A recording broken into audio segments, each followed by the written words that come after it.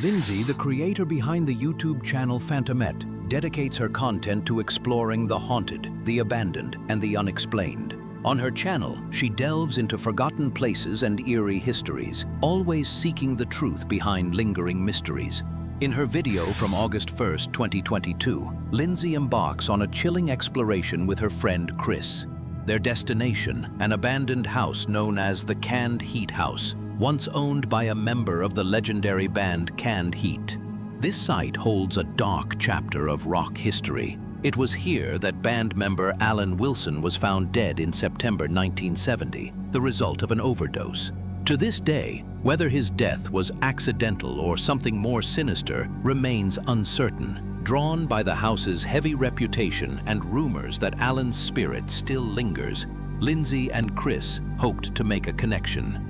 What they encountered inside, however, proved far more disturbing than anticipated. Me and Chris are about to head over there.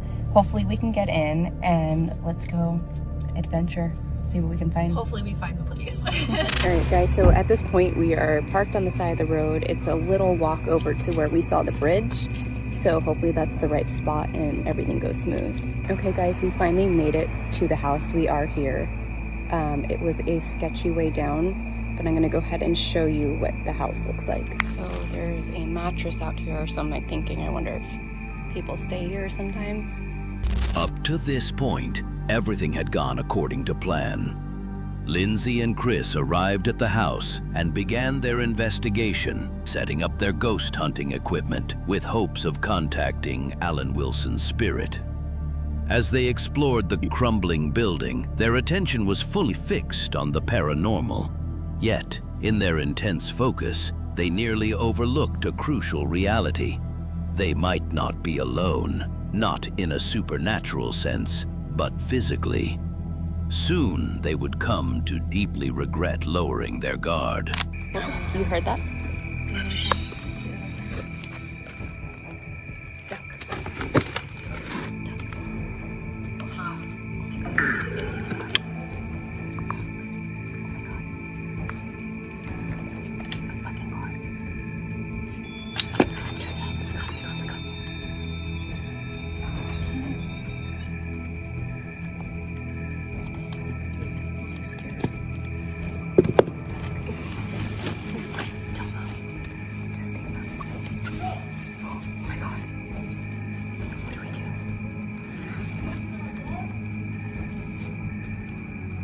He threw stuff in his car.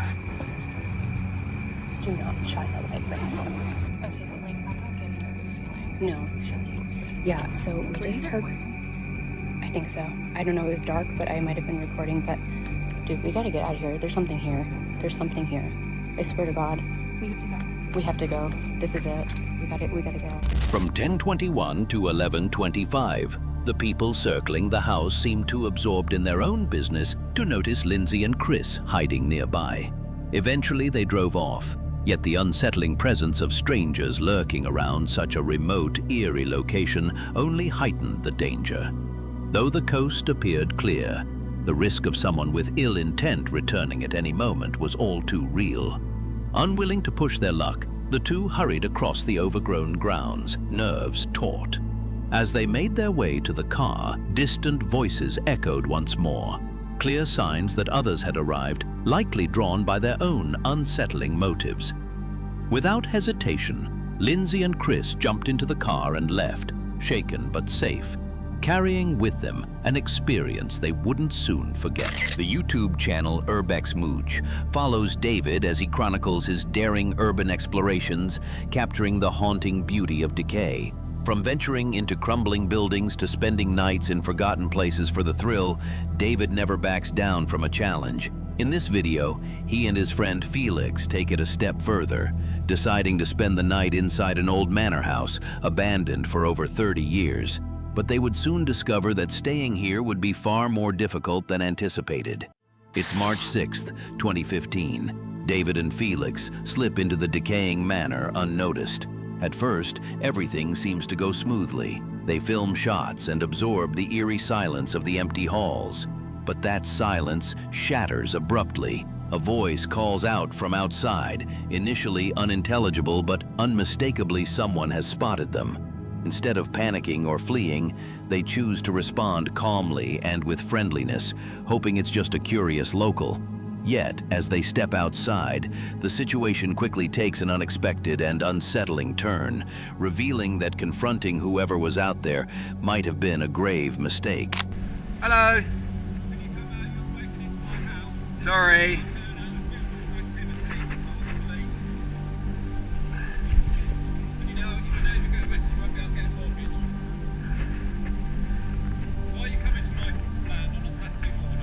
Just take some photos.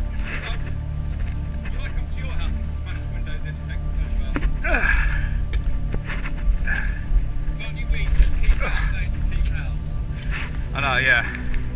Sorry, we didn't mean any harm. I think that was already open, the fence. It's not open. No, that hole there.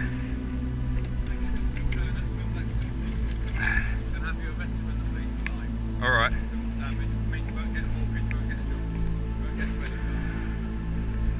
Well, I was only taking photos.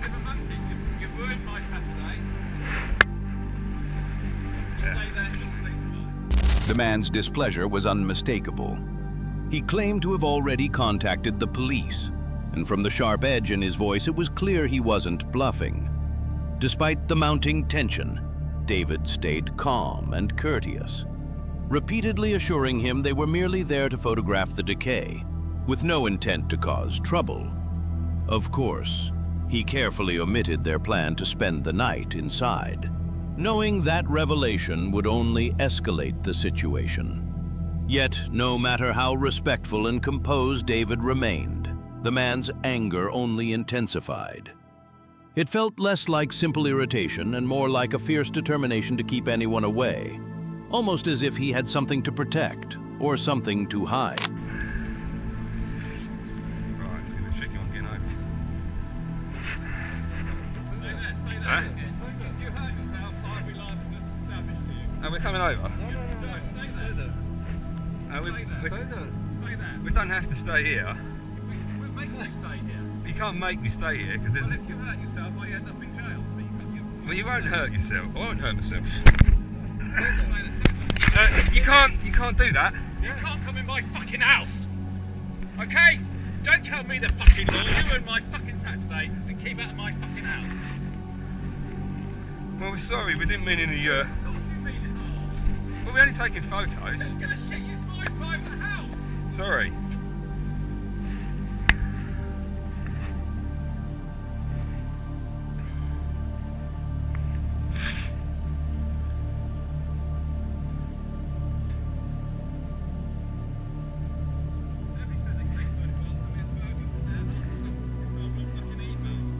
Well, we only want to take photos. That's the only thing we're going to be taking. Caught completely off guard by the man's sudden aggression, David and Felix remained as composed as possible, determined not to escalate the situation. Those familiar with UK law know that trespassing is generally a civil matter, not a criminal offense. While the landowner can demand their departure, the police rarely intervene unless another crime is involved, such as property damage or refusal to leave. Armed with this knowledge, David and Felix kept their cool, believing the worst outcome would be a warning and an order to leave. Hello. All right. Have the fence here. Oh, well, we tried to, but he said... All right.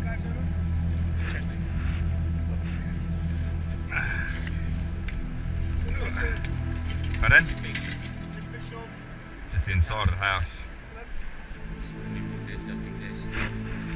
We did say we'd climb over, but gentleman said not to bother in case we hurt ourselves.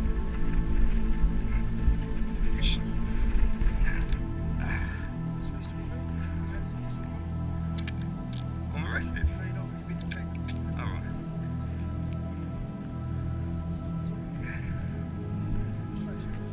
That one there. We just go around. I'm out of breath. We just go around random buildings, take photographs. We've got see there's stuff, you know, I've been to places where, you know,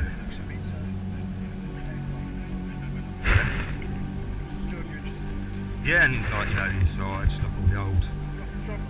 No, I haven't, no. Just got my back card in. Now all we do is we've got no criminal intentions, we just want to take photos, but obviously we understand that some of the places that we go to we shouldn't go to, but you know, we know a bit about, you know, about the law and that, you know, it's a civil trespass. We never break in anywhere, do you know what I mean? We never break anything to gain entry, we never take anything. All we take is photographs. Did you find my phone in there? Yeah. Although David and Felix were both handcuffed, the situation remained controlled. The officers were professional, and knowing they hadn't committed any serious offense, David and Felix stayed polite and cooperative throughout. They held on to the fact that trespassing alone isn't a criminal charge, trusting that honesty and respect would see them through. Initially suspected of attempted robbery, they were taken to the police station for questioning. Fortunately, the officers treated them fairly, and it quickly became clear they had done nothing wrong. As David later shared in the video, all charges were eventually dropped. Still, the experience was undoubtedly tense and unsettling, one they're unlikely to forget. In hindsight, they were fortunate to be caught so soon after arriving. Had they already unloaded their camping gear and settled in, the situation might have escalated far more. In the end, it was a blessing in disguise, and a stark reminder that in the realm of the unknown, even the best plans can spiral into unpredictability.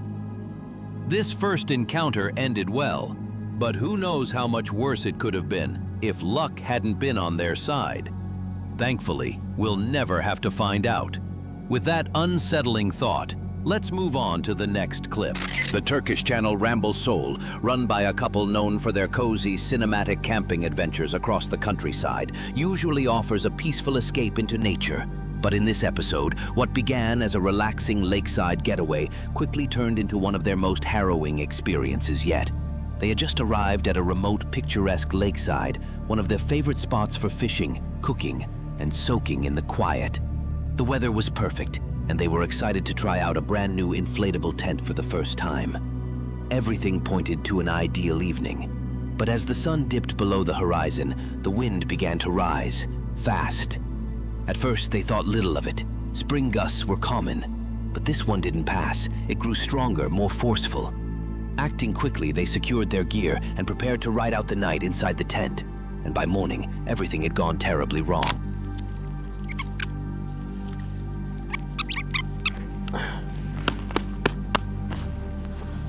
Oo. O ne Aşkım. ya? Ya. Oh. Saçmalama. Dur. Dur şunu al. Ne var içeride? Oh. Sarhoş yandım şu arabanın anahtarı. Ya patlar mı onlar? Patlayacak bir şey yok. Çok yaklaşma. Tüpler patlayabilir. Sarhoş bir su getirsene şeyden. Şurada. Ha orada olur. Sevgilim nasıl Patlamaz ya. yapacağız? Patlamaz. Şunu da al. Ver onu bana ver.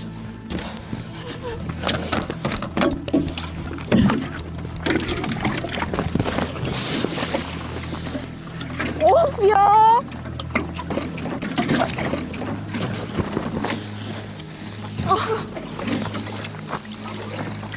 Aa.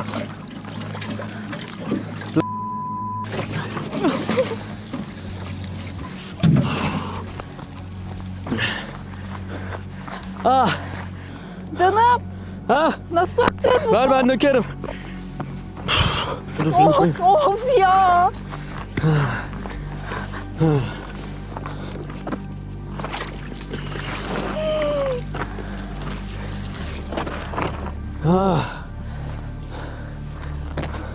Aman Of ya.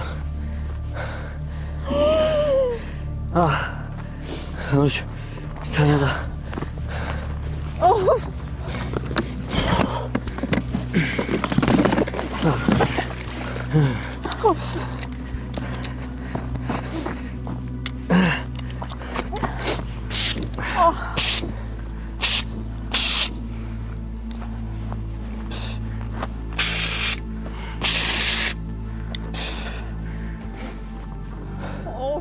While they were having breakfast, disaster struck without warning.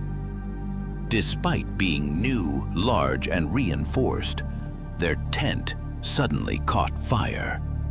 The cause appeared to be a nearby inverter system linked to their power supply that had overheated or malfunctioned, igniting the tent's fabric at the edge.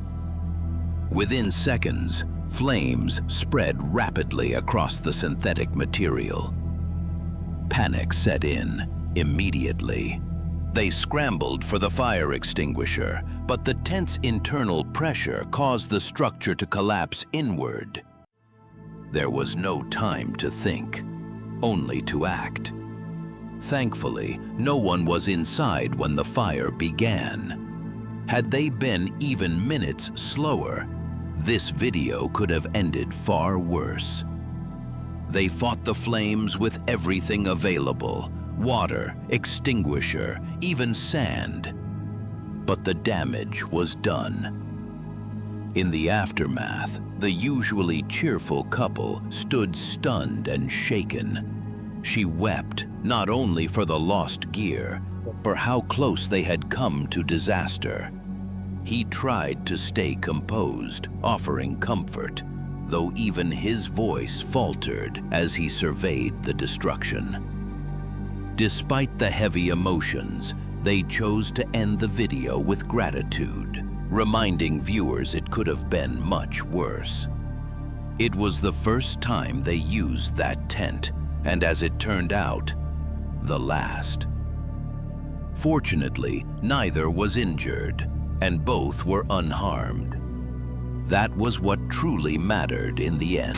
Exploring with Bear is well known for its pulse-pounding urban exploration and spine-chilling ghost hunts, often delving into abandoned structures and eerie night investigations. In this episode, Bear joins forces with Doug from Fear Fanatics and their friend Pam to push the boundaries of the infamous app Randonautica. Their journey begins at 3 a.m., the legendary witching hour, when the veil between worlds is said to be thinnest. Using the app, they set their intention and allow it to generate random coordinates tied to their thoughts. The result leads them to a remote bridge spanning a quiet river where their unsettling adventure into the unknown begins. Now, for this adventure, I have traveled to Cincinnati, Ohio to meet up with Doug from Fear Fanatics and Pam to try the app Randonautica. So I do believe that the app itself advises you not to play at night. Not only are we going to be playing at night, but to make it a little more better, we're going to be doing it at 3 a.m. because Randonautica did send us to some pretty crazy location. But without further ado, let's just jump right into this adventure. I'm also going to tell you a little bit more about what Randonautica is, and let's get it. At first, the area appears harmless, quiet and still. But it's marked with warning signs and monitored by security cameras, hinting at hidden dangers. As they inspect the site, the team spots a dirt-covered toy abandoned on the bridge, oddly placed and unsettling. Scattered nearby are other strange items, a lone surgical glove and a tape measure. None of it seems overtly threatening, yet the eerie collection feels too intentional to ignore, uncannily in line with the intention they had set. Okay, so right now, there's no place for Pam to park. So she's just gonna drop us off. We're gonna check it out around here. She's just gonna drive and come back and get us in a minute. But let's check this area out. There's a bridge. Oh man, that's dark. There we go. So can you get down over there? I wonder, ooh, what's that? Huh. What is that? Oh, that's a tape measure. A tape measure? A little tiny tape measure. Ooh, surgical Needle glove. This is the cool. I don't know why this is here. Huh? Oh! Creepy! That was the intent. Creepy. That is creepy. Kid's toy on the bridge. Wow, he's all matted up. That first stop was merely a prelude. Their second location takes them to a quiet public park, peaceful on the surface, but hiding something far more disturbing. Tucked beneath a light post, they discover a sticker bearing a cryptic and darkly philosophical quote. It references the banality of evil and the refusal to acknowledge the monotony of pain. The words, credited to an artist, feel chillingly intentional in this setting. Too specific, too pointed to be coincident. Did you find something strange? Oh, they said they found something. Good, because there was nothing over there. I was just coming to see if you guys had any luck. We're just looking around talking about, whatever, and he said that on the caching... We were talking about geocaching and how, like, if you hide something in geocaching, sometimes you would, the people would, find a light post, it'll take you to a specific point, and then it'll say it's around the light post somewhere, so you look around the light post, and here would be something that's here. So I was looking down, and then I saw the sticker, and I said, what is that? Read it, bro. It's kind of strange. The trouble is that we have a bad habit encouraged by pedants and sophisticates. I thought I said pendants at first. I thought I said of considering happiness as something rather stupid. Only pain is intellectual. Only evil interesting. This is the treason of the artist, a refusal to admit the banality of evil and the terrible boredom of pain. Ursula Le Guin. But I think that maybe she was an artist or something, Maybe, who knows? I that don't know. is interesting. Bizarre and unknown. That is bizarre and unknown, and it's stuck there really good. Coupled with the fact they were seeking something unknown, the group's unease deepened. The location felt wrong, especially at this late hour, and they quickly moved on. But it was the third and final destination where the atmosphere shifted sharply toward danger. The coordinates led them into the woods near a dilapidated structure. At first glance, it appeared to be an old abandoned outbuilding. Yet as they drew closer, unsettling signs emerged. A pot, blankets, scattered trash, dog bowls, clear evidence of recent occupancy. Then, faintly glowing from within the structure, they spotted a light. Oh, man. It's nobody's house or anything? The creek has got to be. I don't think anybody's. Was that your spirit talker? That Yeah. was. Okay. I put it in my pocket after I found this though. It's in the pocket. I forgot about it too. Oh, it's in... Look. Wait, turn the lights on. Hello? Wait a minute. That's what I mean. I see a light in there, man. What? There's a light in there. Put your light down. Happy place. Is there a light? Yeah. Somebody in there? Try to blow up. Oh, there is some kind of light in there. Maybe we should go back. Hold on. Man, it's not coming There's up. some kind of light in there. There is a What light. would be in there, though? Hold on. This is weird. Guys, I'm kind of scared. Just, Go back? just stay close. I don't. There's no way. We go back. It's not like somebody's house, It's abandoned for I sure. know, so there wouldn't be a light in there. I mean, that's true. But I don't know. I don't feel like we're trespassing or nothing. Hold on. Could the Well, there's some random...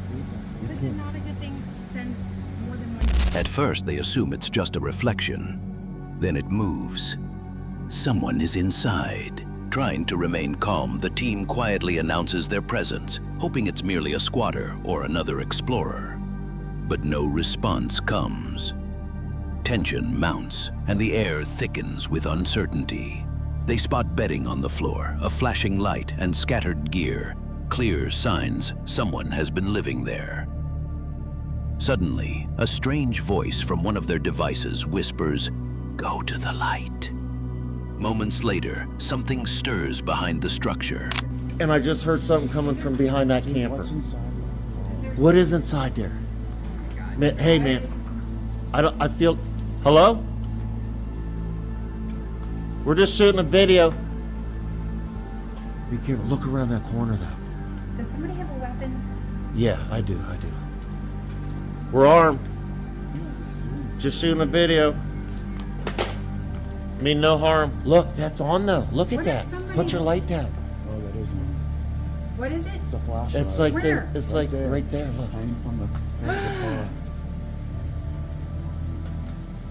Oh That my is god. scary.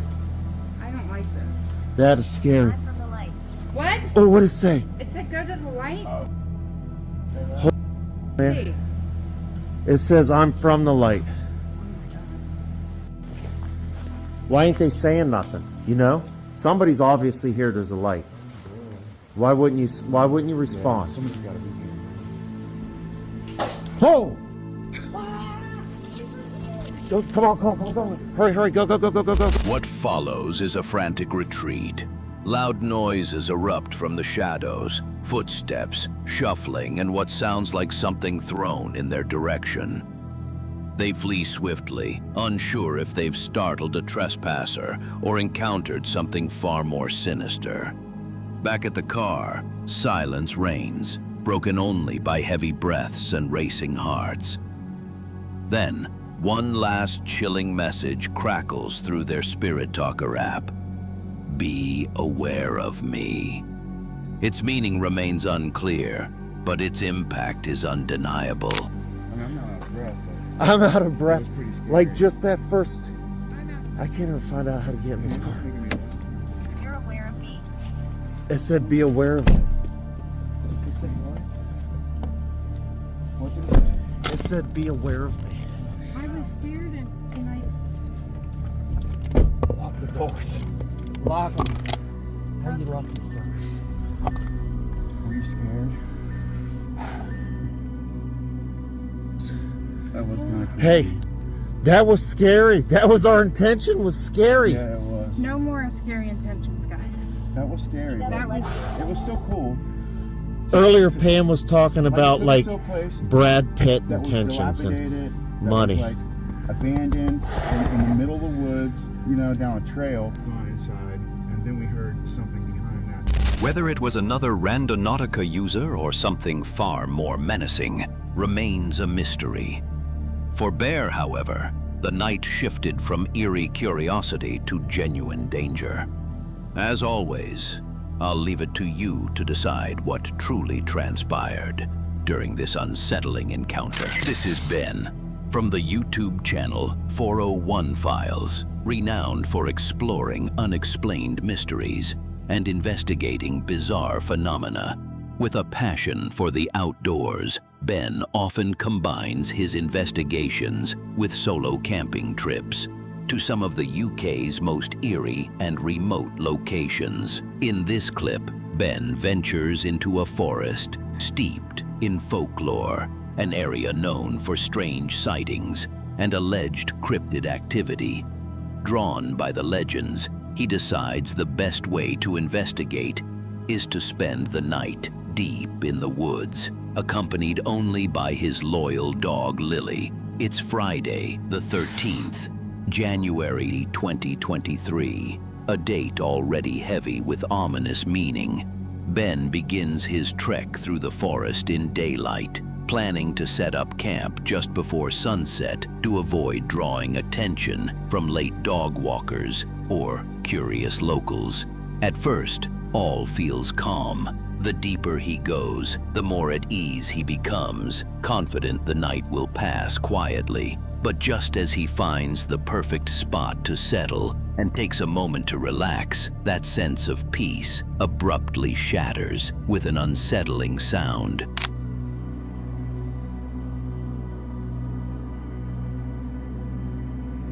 What is it?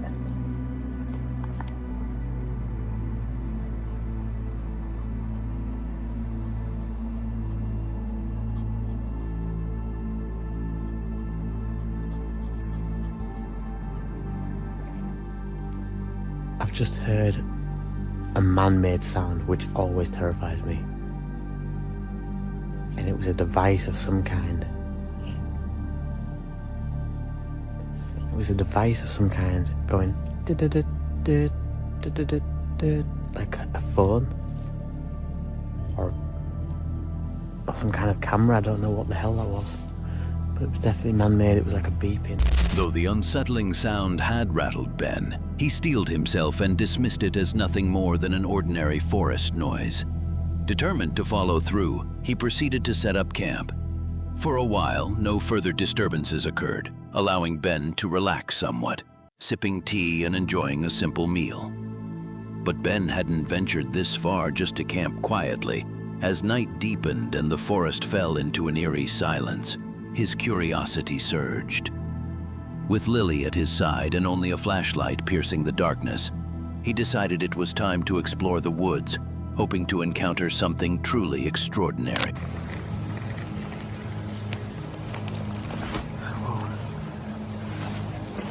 Steady on, Lil. Going too fast.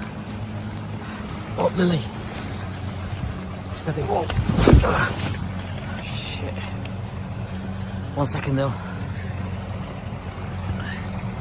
1 second. Fuck, what? The light's not working. Lily, stop. Jeez. Right. Backup torch. Which is great, sat in the dark. I've just fallen down the embankment on my ass. Lily was going too fast. Now the light's gone off. 1 second. Stay there, love.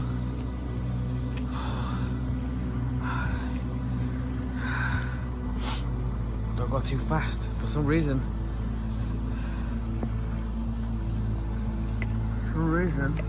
my torch turned off. In a literal stumble, Ben fell hard on the uneven forest floor, far from the encounter he had hoped for. His immediate worry was his flashlight, which had gone out after the fall.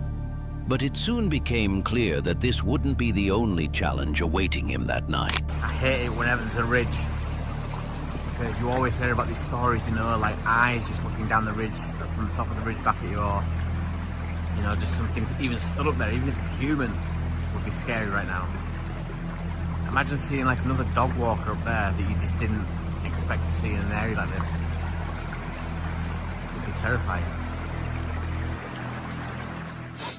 So I've just come a little way away from the water so it's not so loud. It's chaos here because of all the trees that are falling, all the ditches and rivets in the ground. What the hell was that then? All the ditches and rivets in the ground. Lily, come. She's obviously heard something as well. What the hell was that? Her ears have gone right up. What is it? Stay. The sound was unlike anything Ben could identify. Unnatural, discordant with the usual forest noises. Instantly, it set his nerves on edge, especially as his dog Lily reacted too, standing alert with ears pricked and body rigid, clearly disturbed. Her reaction alone sent Ben's heart pounding, yet he forced himself to remain calm, drawing some comfort from Lily's presence. Still, deep down, he sensed the night was about to take a strange, unsettling turn. And it did.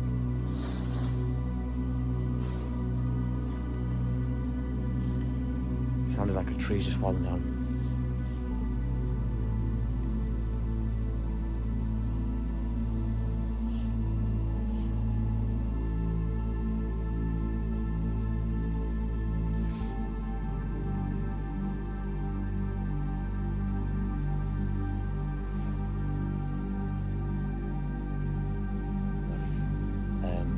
I'm getting some noises coming off in the distance now. I'm not sure whether keeping the light on is a good idea or a bad idea.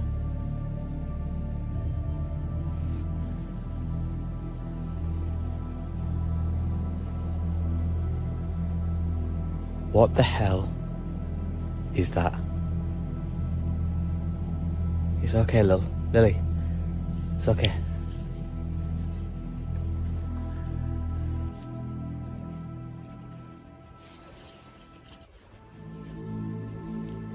That is at some distance, but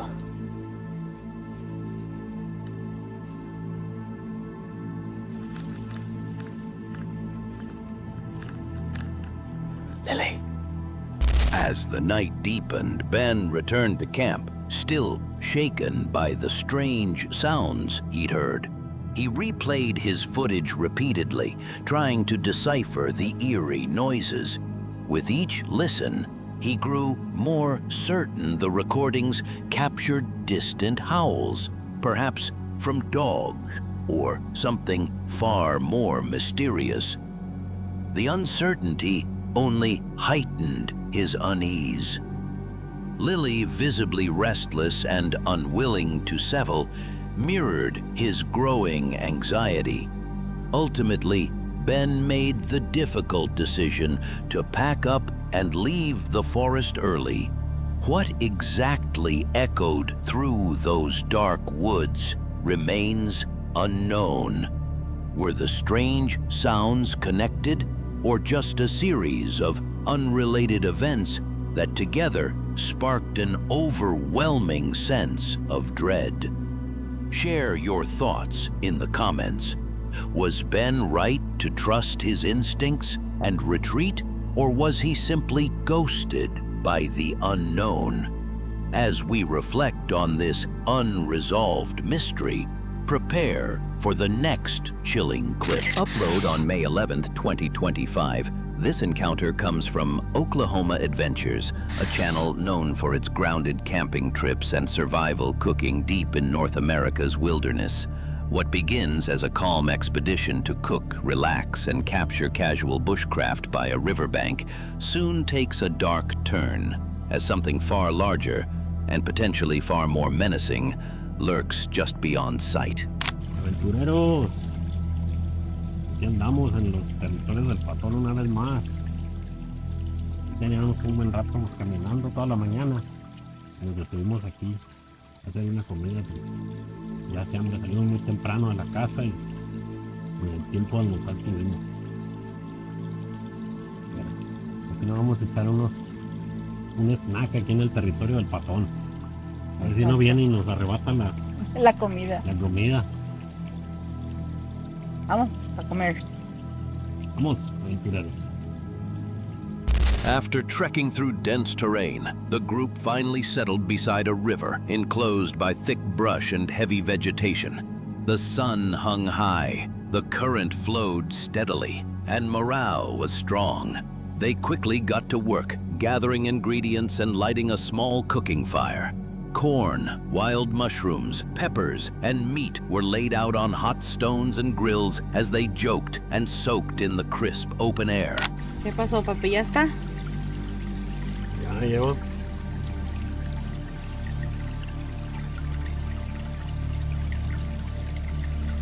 Sí, porque ya roque la tripa.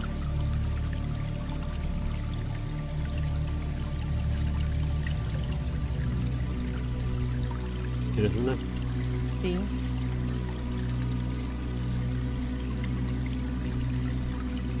A salud de ustedes, aventureros.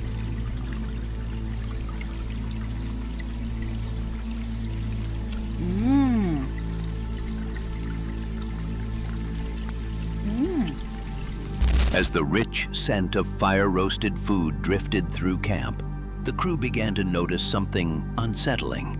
The birds, once loud and lively, had gone eerily silent.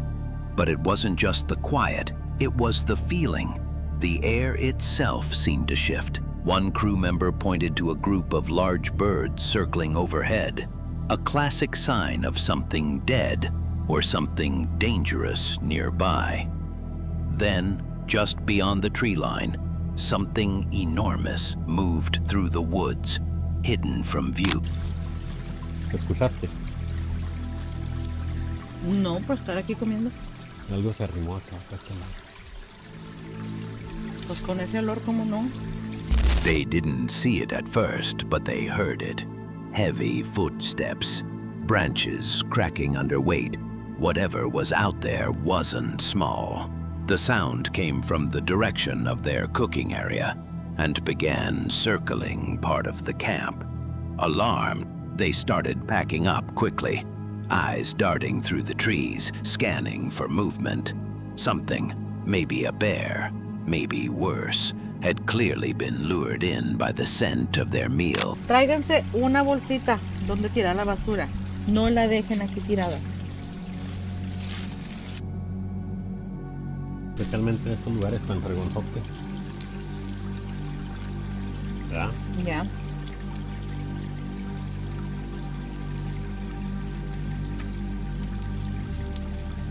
Bueno, yo creo que hay que seguir camino, ¿no? Vámonos.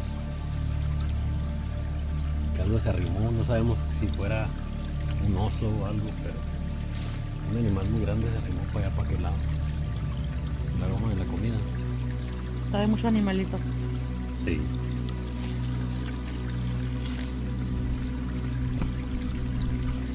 Vámonos pues. As they retreated to a safer distance, one of the team members spotted something unsettling. Massive footprints embedded in the damp earth near their camp.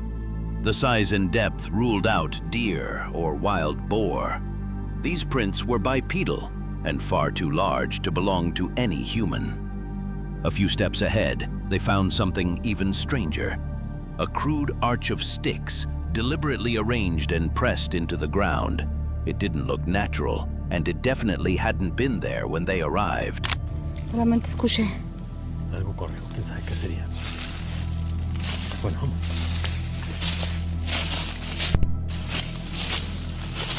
¿Será un venado o algo? ¿Quién sabe? Vamos.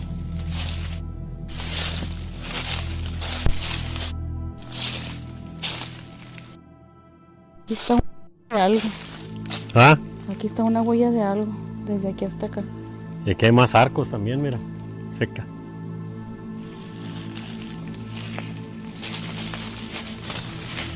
Mira. Oh, sí, está puesto ahí, ¿no? Sí, nomás lo atoraron ahí. Mira. Es un patón ese. Está nomás atorado ahí con el otro. Sí, mira. Still trying to make sense of what they'd found, the crew speculated whether it could be the elusive patan, a local term for a Bigfoot-like creature said to haunt the remote wilderness. The clues fit: the eerie silence, the circling movements, the sudden vanishing of birds. As they cautiously made their way out, the forest sounds briefly returned, then faded again. Something massive was still shadowing them, never seen directly, but unmistakably close. Mira, ahí parece como una caidita de agua. Algo así. Ahí andan los pájaros. Ya nos escucharon los cuervos. Quiere decir que sí era un patón el que se arrimó, porque ya ves que en ese ratito que Sí. estábamos cocinando se escucharon. Bueno. Se escuchaban los pájaros en los árboles.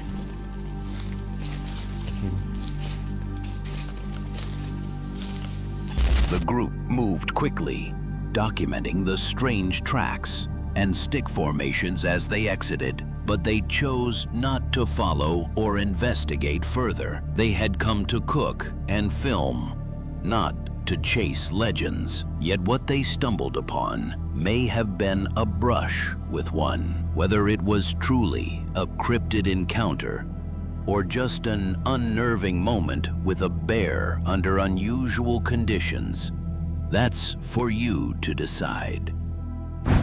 Some forests inspire awe, while others leave you with questions that linger forever. If any of these encounters sent a chill down your spine, share your thoughts in the comments.